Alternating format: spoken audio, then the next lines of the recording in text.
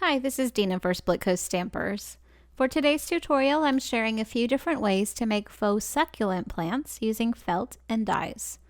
There are several succulent die sets out on the market right now, but these are some of the everyday dies in my collection that I found will work, so if you have some simple shapes like these, you don't need to go out and buy anything new. I'll start with this nested leaf shape, and I have 6 larger die cuts here and 6 smaller ones. The point here is going to be the outside edge of my leaf, so I'm going to cut a slit in the center of the inside edge, and you'll see what that's for in a moment. I'm cutting in about 1/2 inch on the larger leaves and about 1/4 inch on the smaller ones. To assemble this plant, I'm going to take the leaf and overlap the 2 sides of that cut area, and then I'll run some embroidery floss through them in the middle of that overlapped area. And that's going to hold the pieces in place. And that overlap is also going to give a cupped or rounded shape to each piece so that the leaves of my plant aren't flat. I'm going to repeat the same thing with each leaf and string them together from bottom to top, one on top of the other.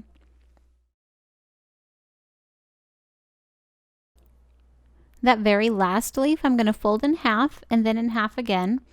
And I'm going to run my thread through that kind of central corner, and that's going to give my plant a little center that stands up in the middle, kind of a finished look.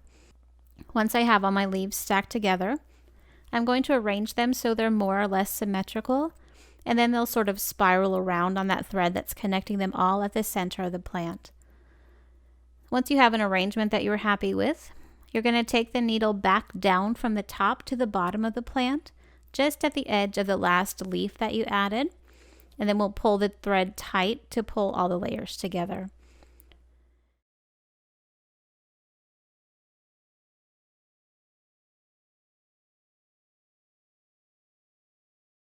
On the bottom, I'm going to make a couple of stitches through from one side to the other to secure the thread and those layers so they don't move around on themselves. And then the last time through, I'm going to leave a loop and run the thread back through it to tie a knot and finish off my little plant. So this is the first style of succulent. And this style works really well with a heart-shaped die as well. And with hearts, you can actually skip the step of cutting slits and just overlap the 2 rounded areas for your stitching. And those will give you a nice cupped leaf and a tighter rounded plant. Here's one more that I did in this style with this round ornament die. So you can see that you really don't need to have any kind of special dies to do these little plants. For this second style of plant, I'm going to use a flower die and cut it into even wedges, and you can do this style with individually die cut pieces like I did the other one. This is just another alternative that may work better with the dies that you already have in your collection. So I started by cutting the flower in half, and now I've found the center point so I can cut each petal at an equal angle, and I will do that for both the pieces that I have here. I'm making the layers of my plant in multiples of 6, and you can do more or less than that depending on how full you want your little plants to be. It doesn't really matter. My first set of 6 is going to be my bottom layer, and I'm going to cut the tips off of those pieces so I have a little bit of a wider base to work with. I'm going to fold that little end together and put my needle through from side to side so it holds that fold in place.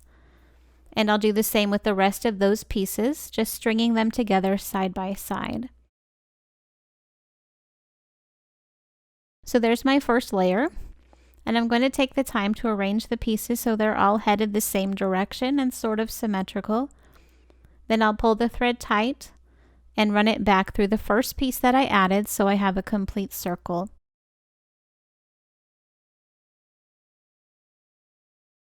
I'm going to pull that tight and make a couple more stitches through the bottom to secure that layer.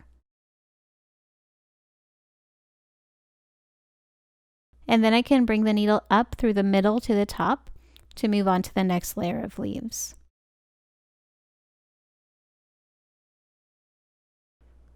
For these next leaves, instead of cutting off the point, I'm going to fold it up so that this layer of leaves has a little bit more fullness to it. So I'll fold the point up and then fold it in half again the other way and run the needle through from side to side. And I'll do the same for the next 6 leaves, stringing them together side by side. After I have all 6 together, I'm going to do the same thing that I did on the first layer. I'll arrange the leaves so they're all the same direction and evenly spaced, and then pull the thread tight to draw them together and create a ring. Here I'm running the thread back through the first leaf that I made for this layer, and then I'll make a few more stitches to secure that layer in place where I want it. And at this point you can add more layers, or you can just create a single centerpiece by folding or rolling one of the other leaves into a bud and stitching it to the middle like we did before. I just decided to add a few more leaves in the same way that I did the last layer. And here I added 3 leaves to sort of fill the center out.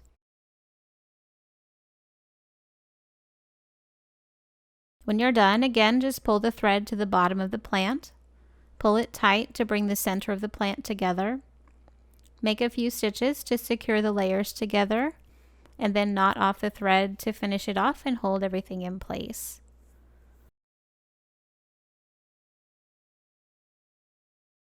Here are some other samples, and these were all done with the same die, which I found worked really well.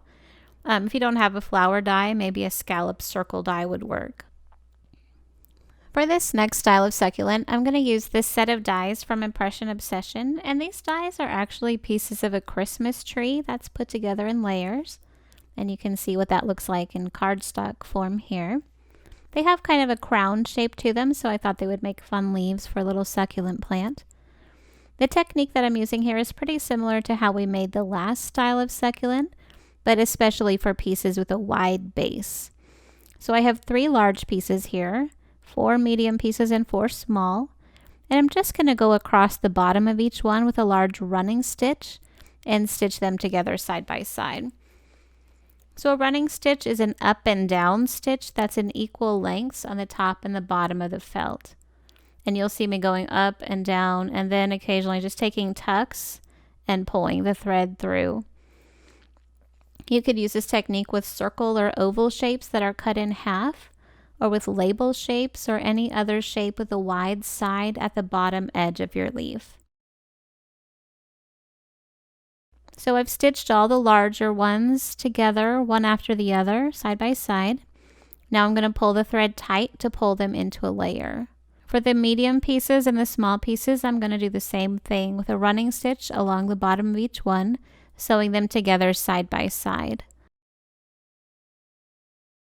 I'll pull those tight and arrange them because they like to flip around, and then I'll do the small ones the same way. And this actually goes together in kind of a spiral shape as it tightens up, and it forms its own style of plant. Once you have it arranged the way you want it, you can take the needle through the center down to the bottom, make a few stitches to hold it all in place, and that crown shape makes this one a little bit funky, but you get the idea here. And here's another plant that I did with the same technique, using a label die that I cut in half. This is another die that can be used if you happen to have this one. This is called Tapered Fringe Decorative Strip Die, and it's by Sizzix. I had a little trouble cutting my felt with it, and I'm not sure if it's just this die or the thickness of the felt or what, but here are my results. And with this cut, you just roll the piece up from one end to the other and secure it with a little glue or a few stitches. And then you can arrange the points into a little planty shape. So that's another addition to my collection here. You can use these to decorate any kind of project, but I just made a quick little decoration with mine. I have 4 circles cut from a cereal box, and I'm gluing them together with the printed sides facing, just so I don't have to worry about any print showing, and I didn't mind the color of the chipboard for the project I was doing. Those I'm going to glue to the top and the bottom of this empty tape roll to make a little box. You could absolutely make this something functional that opens, or you can put them on whatever you want. But I just wanted a little decoration, so I glued the top right on there. I have a strip of pattern paper that I'm going to glue around the tape roll. And then I just glued a few different felt succulents onto the top to fill up the space. You could use these on a frame or a hair tie or any other dimensional project. And you can make them using larger or smaller dies than I did here. There are lots of possibilities. So I hope that I've given you lots of ideas for using the dies that you already have to make felt succulents of your own. And if you have more ideas, I hope that you'll share them with us when you post to the gallery. Thank you so much for watching.